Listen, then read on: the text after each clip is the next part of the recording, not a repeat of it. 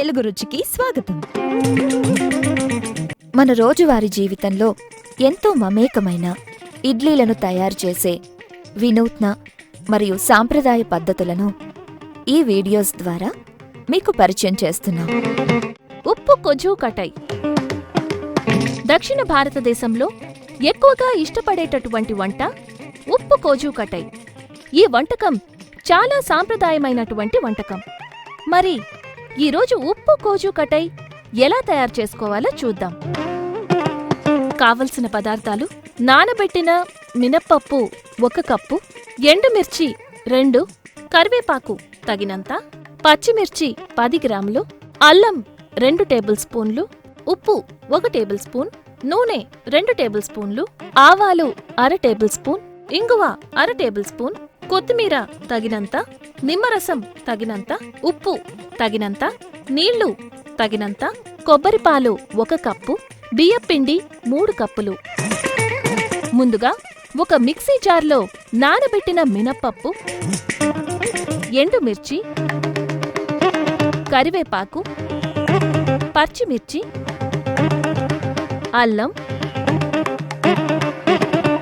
ఉప్పు వేసి మిక్సీ పట్టాలి.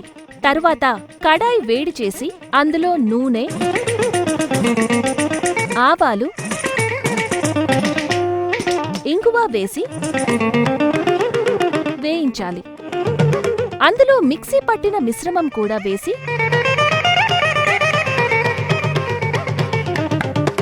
బాగా కలిపి వేయించాలి. తరువాత అందులో కొత్తిమీర, నిమ్మరసం వేసి కలిపి, తరువాత ఉప్పు కలిపి, మరికొద్దిగా నిమ్మరసం వేసి ఒక ప్లేట్లో వేసుకోవాలి. ఇప్పుడు ఒక గిన్నె వేడి చేసి అందులో నీళ్లు, కొబ్బరిపాలు పోసి ఉప్పు వేసి మరిగించాలి.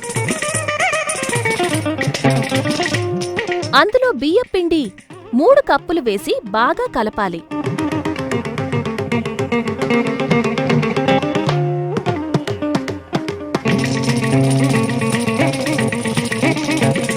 ఈ పిండిని చాపింగ్ బోర్డ్పై వేసి బాగా ముద్దలా కలపాలి.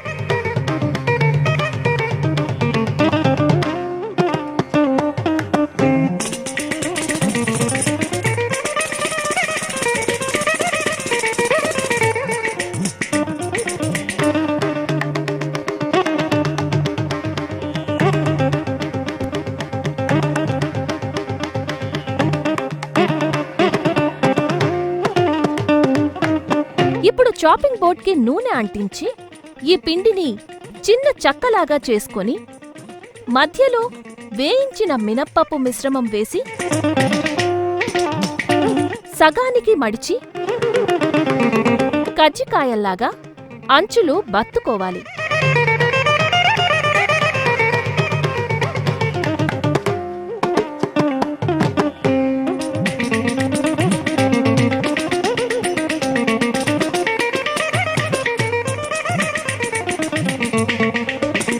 వీటిని ఆవిరి పాత్రలో అరటి ఆకులపై పెట్టి ఆవిరిపై ఉడికించి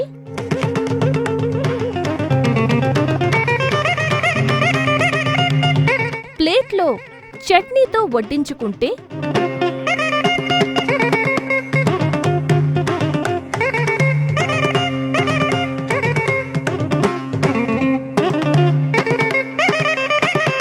ఉప్పు కొజుకట్టై రెడీ. మా ఈ వంటలు కనుక మీకు నచ్చితే లైక్ కొట్టండి, షేర్ చేయండి, and please subscribe to Telugu రుచి.